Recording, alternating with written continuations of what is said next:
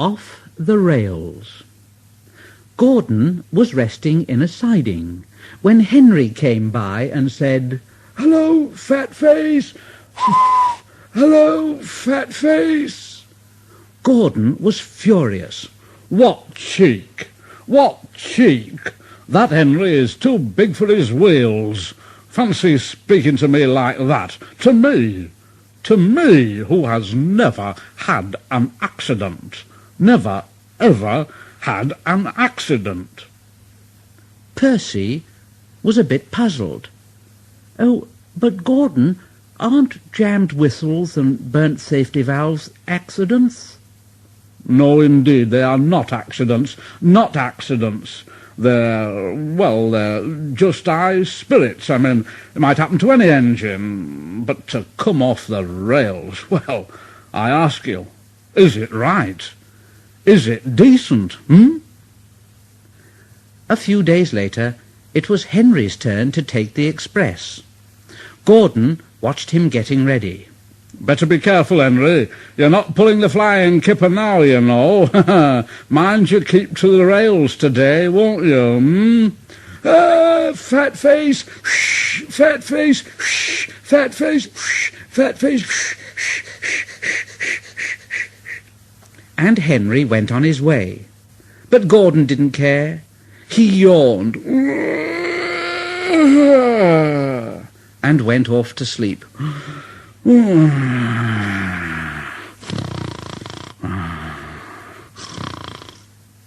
But he didn't sleep long, because his driver came along and said, "Come on, wake up, Gordon. A special train's coming and we're to pull it." A special train? Is it coaches or trucks?" "It's trucks." "Oh, trucks. I don't like trucks." They lit Gordon's fire and oiled him ready for the run. The fire was sulky and wouldn't burn, but they couldn't wait, so Edward pushed him onto the turntable to get him facing the right way. Gordon grumbled like anything. "I won't go, I won't go, I won't go." Edward said, "Don't be silly, don't be silly, don't be silly." Gordon tried hard, but he couldn't stop himself being moved. At last he was on the turntable. Edward was uncoupled and backed away, and Gordon's driver and fireman jumped down to turn him round. The movement had shaken Gordon's fire. It was now burning nicely and making steam. But Gordon was cross and didn't care what he did. He waited till the table was halfway round, and he said, I'll show 'em. I'll show 'em." And he moved slowly forward. He only meant to go a little way, just far enough to jam the table and stop it turning as he'd done once before. But he couldn't stop himself, and he crashed through the side of the turntable and then through some wooden railings, and he slipped and slithered down a bank into a ditch.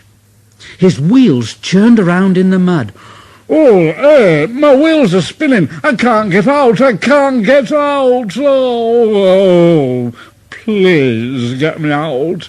Please get me out." But his driver and fireman said, "No, not a hope, not a hope.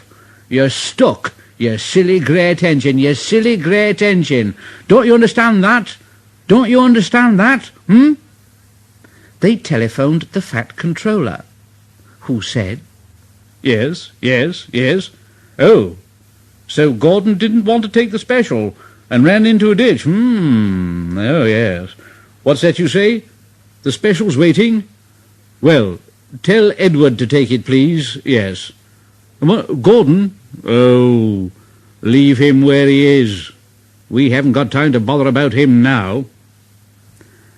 A family of frogs croaked at Gordon as he lay in the mud. Gordon, Gordon, Gordon, Gordon, Gordon, Gordon. On the other side of the ditch, some little boys shouted out, "Cool, doesn't he look silly? They'll never get him out." and they began to sing. Silly old Gordon fell in a ditch, fell in a ditch, fell in a ditch. Silly old Gordon fell in a ditch all on a Monday morning. Ha ha ha ha ha. Then the school bell rang, and they chased off down the road. Gordon was in a mess, and he said, "Ooh!"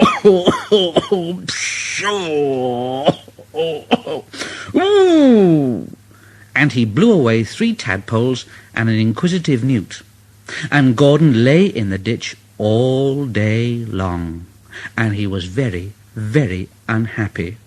Oh dear,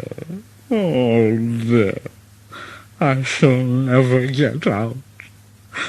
I shall never get out. But that evening they brought floodlights. Then, with powerful jacks, they lifted Gordon and made a road of sleepers under his wheels to keep him from the mud.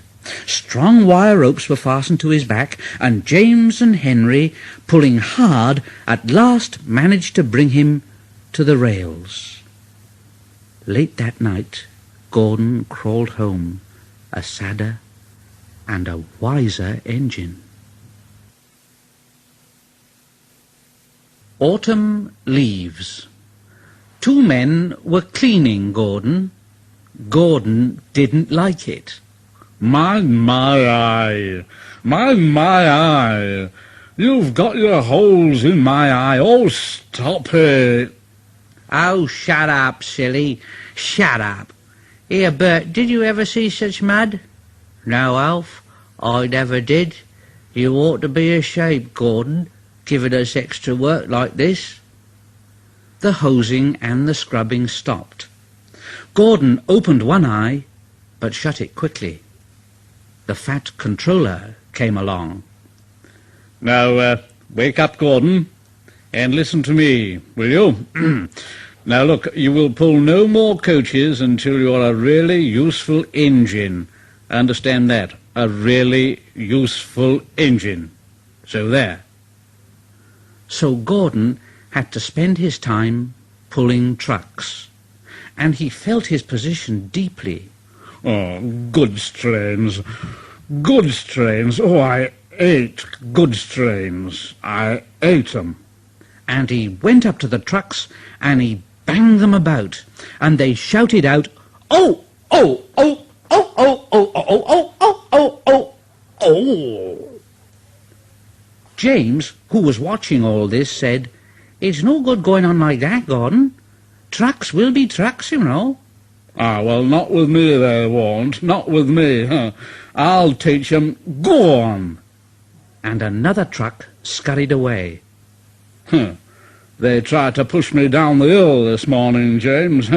It's slippery there. You'll probably need some help with the express, you know. Me? Help?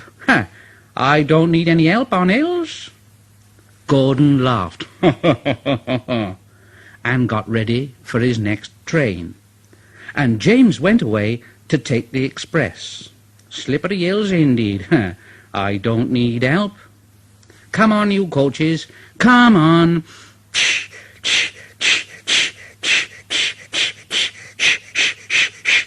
The coaches grumbled, all in good time, bawled in good time, bawled in good time, bawled in good time. The train was soon running nicely, but a distant signal checked them close to Gordon's Hill. Gordon's Hill used to be bleak and bare. Strong winds from the sea made it hard to climb. Trees were planted to give shelter, and in summer the trains run through a leafy avenue. Now autumn had come, and dead leaves fell. The wind usually puffed them away, but today rain made them heavy, and they didn't move. The home signal showed clear, and James began to go faster. He started to climb the hill.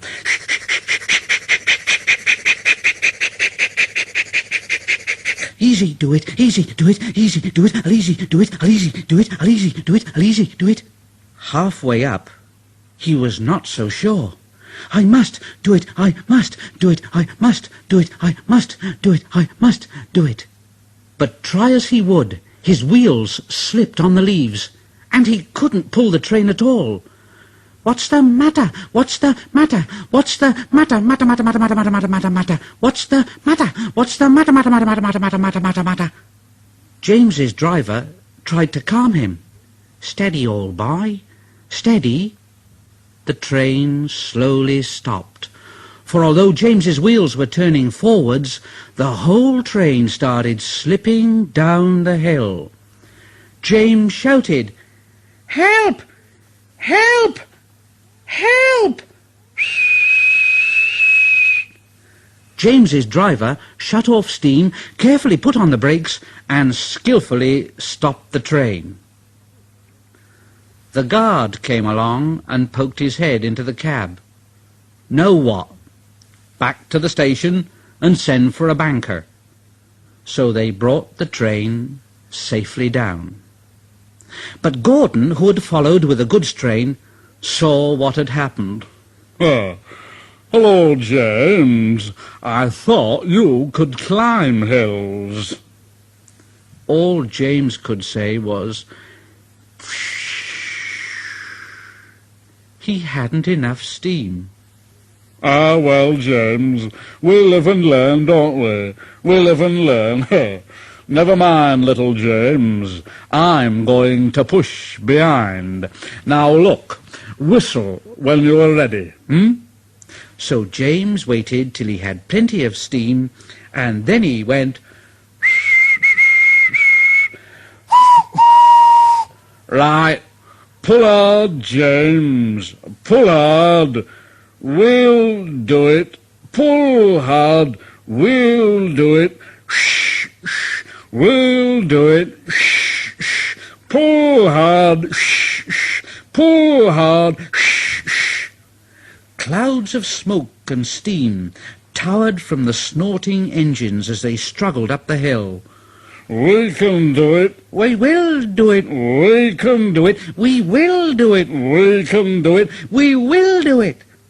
The greasy rails sometimes made Gordon's wheels slip, but he never gave up, and presently they reached the top.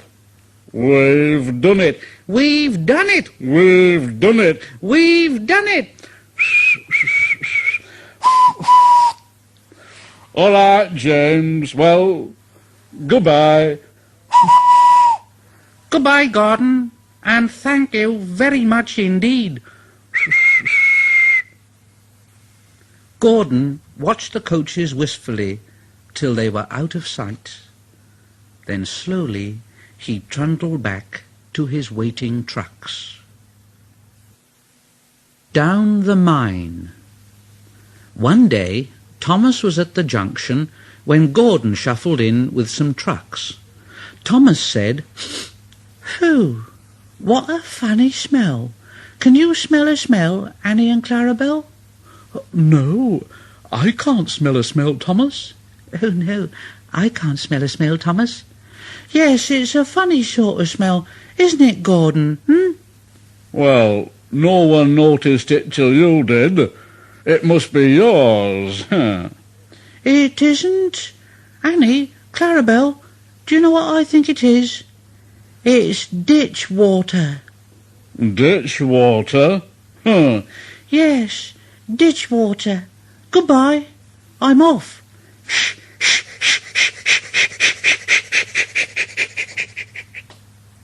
Annie and Clarabelle could hardly believe their ears.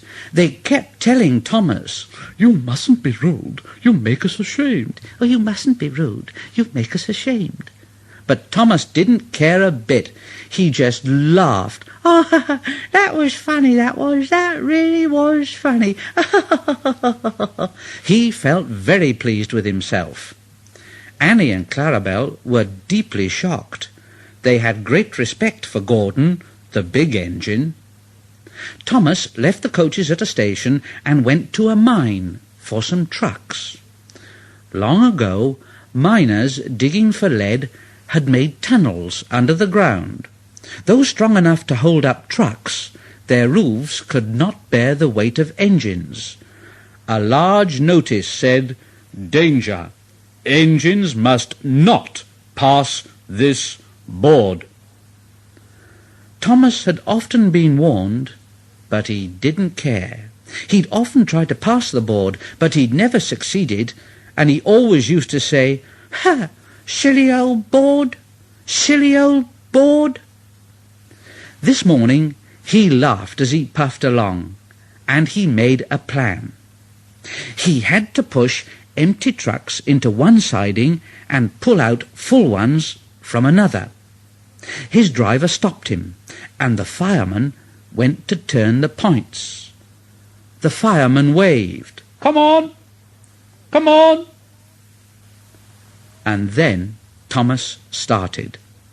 The driver leaned out of the cab to see where they were going, and then Thomas saw his chance.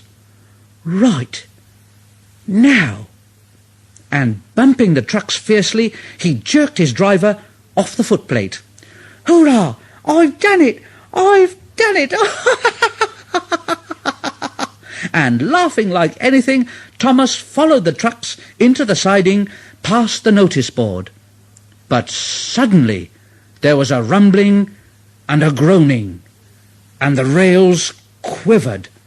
The fireman jumped clear just as the ground sank, and the rails sagged and broke, and Thomas dropped right down into the big hole that had suddenly appeared. "Oh, oh dear! Shh, shh! Oh, fire and smoke! Oh, oh, oh!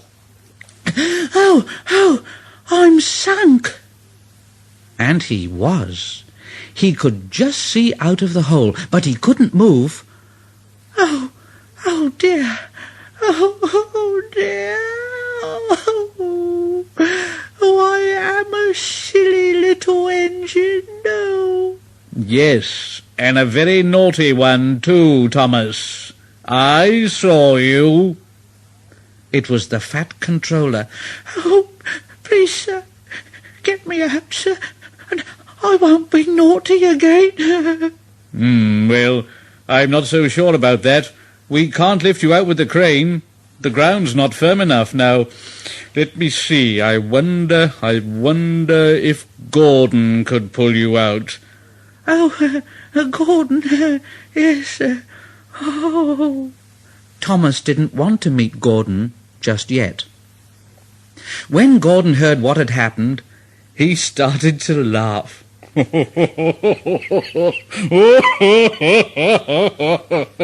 Down a mine, is he? Oh, what a joke! What a joke! Down a mine. And he went off to rescue Thomas. What a joke! What a joke! Hello, little Thomas. Hey, you are in a mess, aren't you, eh? Never mind. We'll have you out in a couple of puffs. But they didn't pull Thomas out in 2 puffs.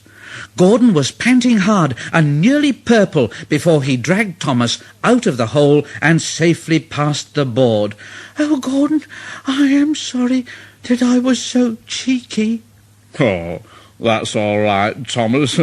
You made me laugh, you know, and, well, it did me good, you see, because I'm in disgrace, you know, and, well, I feel a bit low. "Oh, but I'm in disgrace too, Gordon." Why, so you are, Thomas. We're both in disgrace. Look, shall we form an alliance? An ally, what was it? An alliance, Thomas. United we stand, together we fall. You help me, and I help you. How about that? Oh, right you are, Gordon. Good. That's settled then. And buffer to buffer, the Allies puffed home.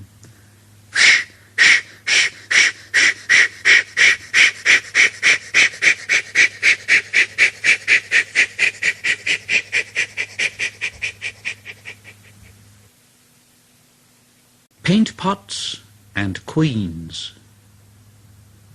The stations on the line were being painted. The engines were surprised. They asked the painters why the stations were being painted. "Well, because the Queenie's coming, so there." The engines in the shed were excited and wondered who would pull the royal train. Edward knew it wouldn't be him. "Well, I'm too old to pull important trains." Gordon knew it wouldn't be him. "Well, I'm in disgrace. The Fat Controller would never choose me." But James, the red engine, was confident. "Well, he'll choose me, of course. There's no doubt about it. No doubt about it at all." But Henry couldn't agree. "Choose you?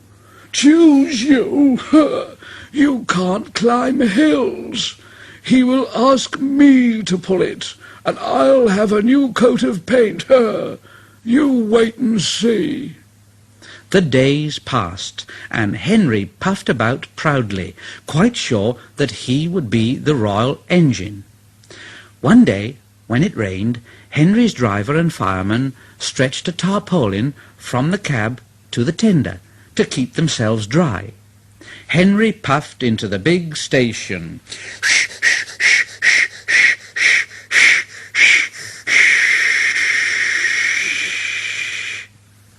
A painter was climbing a ladder above the line. Henry's smoke puffed upwards in a big cloud. It was thick and black. The painter choked and couldn't see. He missed his footing on the ladder, dropped his paint pot and fell, whoa, plop, onto Henry's tarpaulin. The paint poured all over Henry's boiler and trickled down each side, and the paint pot perched on Henry's dome. The painter clambered down and shook his brush at Henry. "Ah, you spoil my clean paint with your dirty smoke, and then you take the whole lot and make me go and fetch some more. Oh dear, oh dear, oh dear." The Fat Controller came pushing through the crowd. Dear me. You look like an iced cake, Henry. That won't do for the royal train. Oh, no. I'm afraid that I must make other arrangements, yes." And he walked over to the yard. Gordon and Thomas saw him coming, and both began to speak at once. Please, sir, I want..." Excuse me, sir, but I was thinking. Now, one at a time, please, one at a time. Now, what is it, Gordon? "Well, sir, I just wanted to ask you if Thomas could have his branch line back again." I see. And what do you want, Thomas? "Oh, please, sir, can Gordon pull coaches again?" I see. So that's it. Well, you've both been quite good lately, and you deserve a treat, so when the Queen comes, Edward will go in front and clear the line, Thomas will look after the coaches, and Gordon will pull the train." "Oh, sir, thank you, sir, thank you." "Oh, thank you, sir, thank you." The great day came. Percy, Toby, Henry and James worked very hard bringing people to the town. Thomas sorted all their coaches in the yard. "They're coming! They're coming!" Edward steamed in, looking smart with flags and bright paint. 2 minutes passed, then 5, then 7, and then 10, and then... Everyone knew that whistle, and a mighty cheer went up as the Queen's train glided into the station. Gordon was spotless, and his brass shone. Like Edward, he was decorated with flags, but on his buffer beam he proudly carried the royal arms. The Queen was met by the Fat Controller, and before doing anything else, she thanked him for their splendid run. The Fat Controller bowed and said, "Not at all, Your Majesty. Thank you." And then the Queen said to the Fat Controller, "We have read a great deal about your engines. May we see them, please?" So he led the way to where all the engines were waiting. Toby and Percy said, "They're coming! They're coming!" Henry and James said, "Shh!" But Toby and Percy were too excited to care. The Fat Controller told the Queen their names, and she talked to each engine. Then, as she turned to go, Percy bubbled over. "Oh, I say, 3 cheers for the Queen. Hip, hip, hip, hip, hip, hip."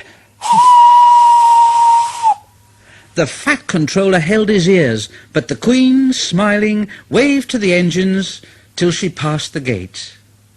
Next day, the Queen spoke specially to Thomas, who fetched the coaches, and to Edward and Gordon, who took her away, and no engines ever felt prouder than Thomas and Edward and Gordon, the big engine.